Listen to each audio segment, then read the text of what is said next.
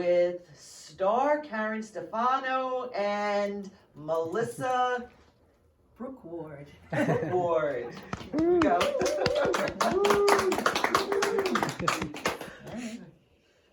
started. What is the first questions? Anyone from the audience? Who came up with the concept of the movie? I did. Well, so it started out as a class project. I think I mentioned that yesterday. But I have friends who are single and still waiting on God for their husbands or wives. And so I started writing it, and I happen to find myself in that position as well. And so it started out as, because I had one friend in mind, but as I continued to write, I was like, yeah, this is kind of my life as well. And how do we go about waiting on God for our husbands? Because we don't want to do things that are out of his will to then end up in a place where we shouldn't be. So that's how it came about. So you're still single? Yes. And I am as well.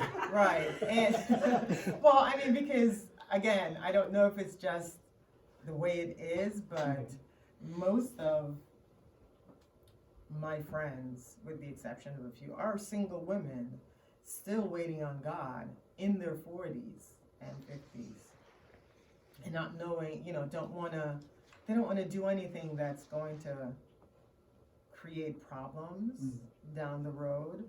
So you have to be discerning about who you are letting into your life and making sure this person is from God, because stuff happens when it's not. Okay. So what's the overall message about faith? Because it takes a relationship with God to trust God to do that. Yes. Yeah, well, the overall message is wait. You have to know what he's saying as well, because as you can see, Ginny thought, and she truly thought, that this was a way to go and do it, because she wanted it so badly. She really wanted a husband. And it doesn't matter if it's online or if it's in person. You still have to get that discernment. You still have to trust and have faith that, whoever God brings, it is who he brings, and not because we want it.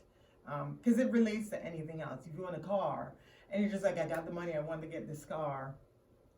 But God's like, I have something better for you. But you're just like, no, I want this now. I want this now. And I'm going to do it. And then a couple of months or whatever down the road, it's a clunker, or it's just not, So the overall message is just to have faith that whoever God has for you, he will bring it in his time, when he says, even though you're going, well, Now, Melissa, you're a professional actress, so Yes. why did you want to do this project? Well, the first reason I wanted to do this project is because it was a principal role, to be quite honest. right. I was doing a lot of work on sets in Manhattan, Brooklyn, Queens. And it's hard to get roles, I mean, I'm a union actress. I've been in Screen Actors Guild since I think 2007, but I thought it was a wonderful opportunity. So that was the first reason. It's hard to have the opportunities to have principal roles in film and television. And so the second was because I love working with my friend Karen. Yeah, we're both professional actors. Yes. Karen and I actually met in theater arts ministry. She's a member at Christ Church in Montclair, New Jersey. I used to be a member there. And the funny thing is, during all the rehearsals and productions, I liked Karen a lot, but we became closer after I kind of distanced myself from that particular church home. We got together for dinner, spontaneous lunch outings, going to the mall. And I was so excited when Karen was getting her master's in screenwriting. And, she's very talented, very intelligent, produced wonderful work. And so I was honored to be asked to be a part of this project. Well, it was a no-brainer. It really was a no-brainer, because when I wrote it, I knew I was going to play the lead because, like Melissa said, we don't get a lot of opportunities for lead roles, principal roles, Right. when we're auditioning. And so I decided to create this for myself. But I was like, well, I can create it for myself, but I can also create it for my friends who are professional actors. And so Melissa was the first choice to be my sister. My sister wasn't happy about it. We're sisters in Christ. Right. But my real But sister the was blood not sister. happy. She was not happy at all. But I guess I have a question then. In the end, when she got the flowers, I guess was that a cliffhanger or was that Yes. more of her coming to terms with waiting? no, it's a cliffhanger. Cliffhanger, got it. Just to make sure. Yes. Yes. No, Just to it make is. sure. It is. I'm working on I'm done with the feature film, writing it, and now it's just waiting for funding Got it. or So trying to figure out how funding is going to work. A feature-length sequel. Yes. Stay tuned, folks. Yes. I really like the look of the film. Where was it shot? Or did you have to scout lots No. of places to? So that was my house. Oh, okay. God just knew what he was doing. I truly know, I don't even have to believe it. I know that was God, because the house where I was the nurse is a friend of mine, and I've known her for about 15 years. And I was like, hey, so I need a room to shoot this. And she's like, yeah, come on in. But we had to shoot the day before lockdown.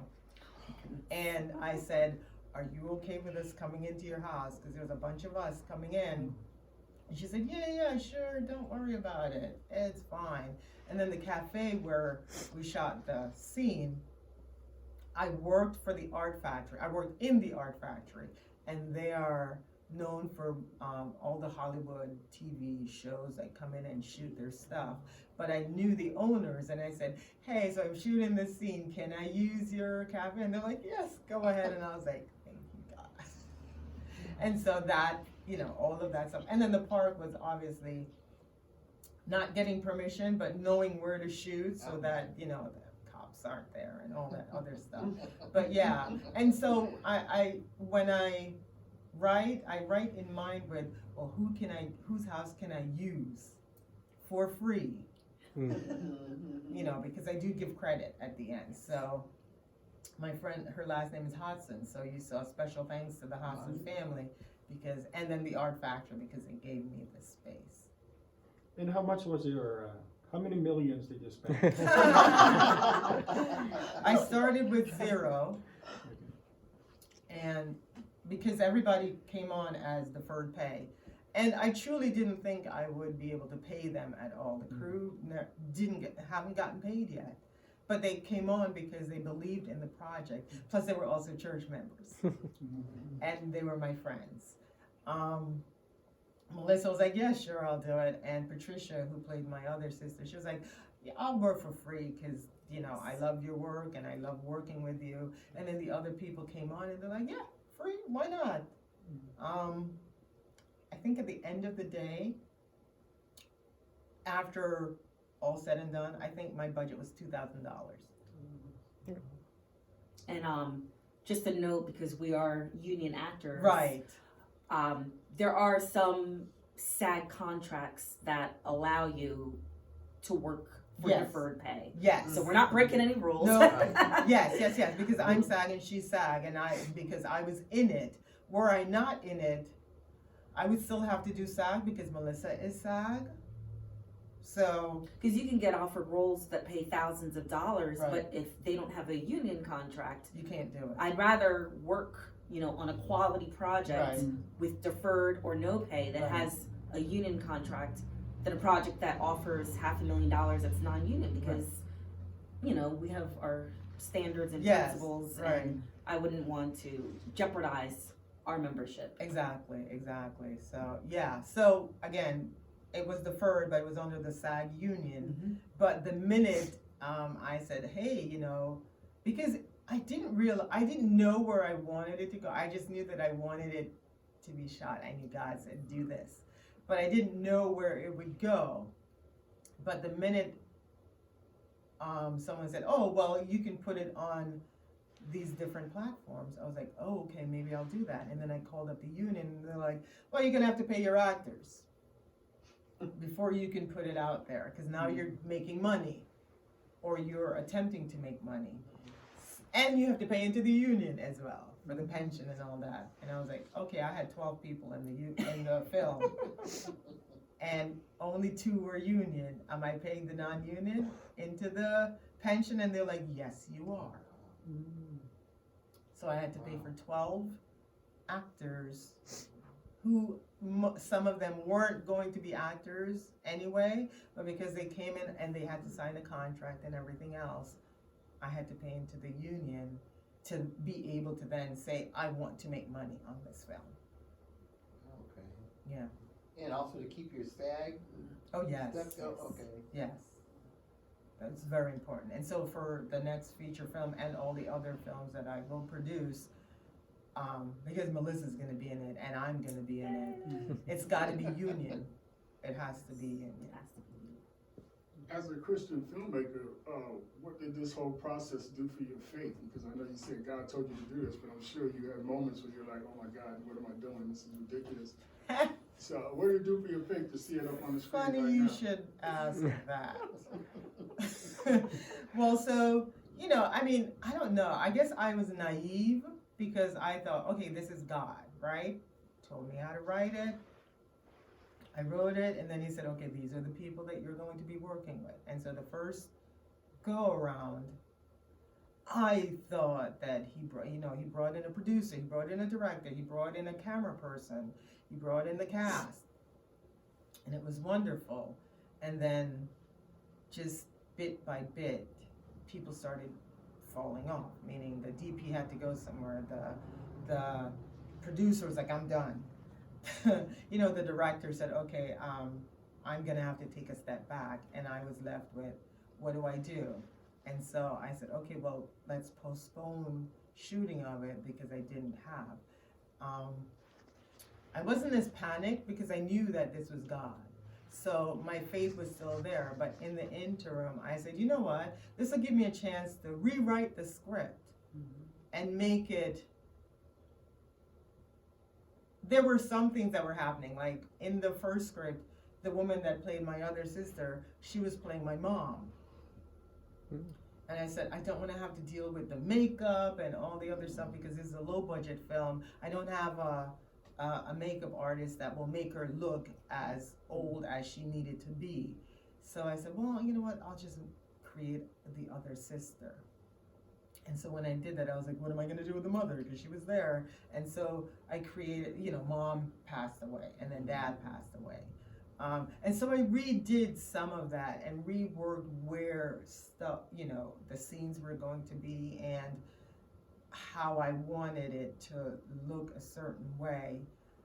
And that took another year. But I was thinking, oh, you write something, you've got the cast and crew, it should take you this time. But it didn't. But I still wasn't panicking because I was like, this is God. This is God. Whenever he decides that we're going to start shooting, he will. And so I was talking to my the sound engineer at my church, and I said, hey, I'm looking for an editor who can put the, after you do the dialogue to then sync it with the lips. And he goes, oh, I do that. And I was like, oh, you do? I said, well, I can't pay you. He goes, oh no, that's good because I want to get into feature film and film side of things because he's a music producer. And he goes, oh, and by the way, I have a crew. And I go, I can't pay them. And he goes, oh, no. It'll be fine. But that took a while because as I was like, I'm ready, God was like, no, you're not, because I still need to set up all these other people. And I was like, but I'm ready. And God was like, no, you're not. So it went on for a good 6 months.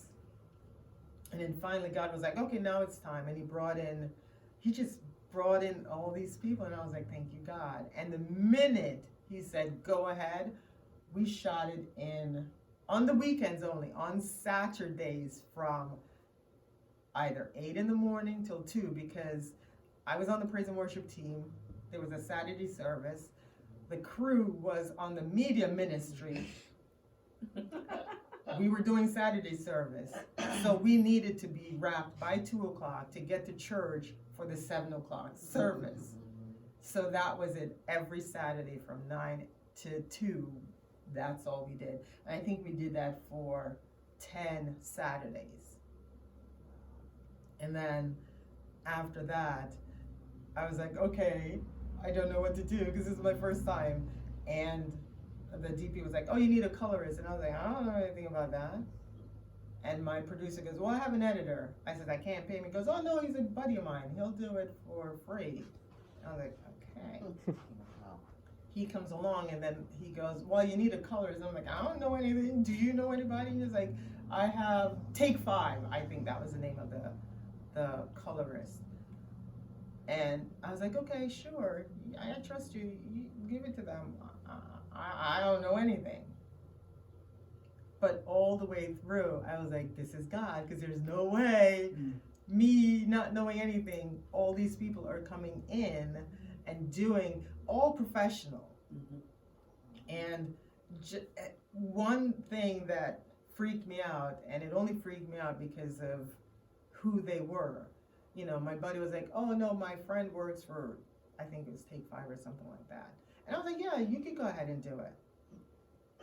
And we have a filmmaker friend who's very much in the know on everything. And she goes, oh, do you know who these guys are? And I was like, no. She's like, they're legit. And I was like, it's just a friend of a friend. And then she Googled them and she's like, they work on Marvel. And I was like, I can't do it. I can't do it. I don't have any money to pay these people. And he was like, no, he's a friend. He'll do it. And I was like, okay, do what you got to do. But then that didn't work out. And my editor was like, I'm so sorry. And I was like, this is God. Don't worry about it. God has this. So whoever is going to bring, he's going to bring. So to answer your question, my faith never wavered because I knew it was God. I didn't know how long it would take, but I knew because God had it, I didn't have to worry about how long it took. And it didn't take very long. It didn't take very long at all. Any final questions? Oh, I'm just curious about a technical thing. Yeah. How many cameras are you? This one. That's what I thought. Just one. Microphones? One. One as well. Okay. Wow. Yeah. That boom that you saw, Yeah, okay. that was it. So what about the mic on the camera? How did that play a part? He used it just to use it. Okay. But my sound guy had all the Got it. stuff, so he was able to take that and then send it off to the editor. It was great audio, by the way. Thank Sounded you. really good. Yeah, he did Maurice Laporte is the bomb. Yes, he is. He is the best. Okay, let's have a Thank you.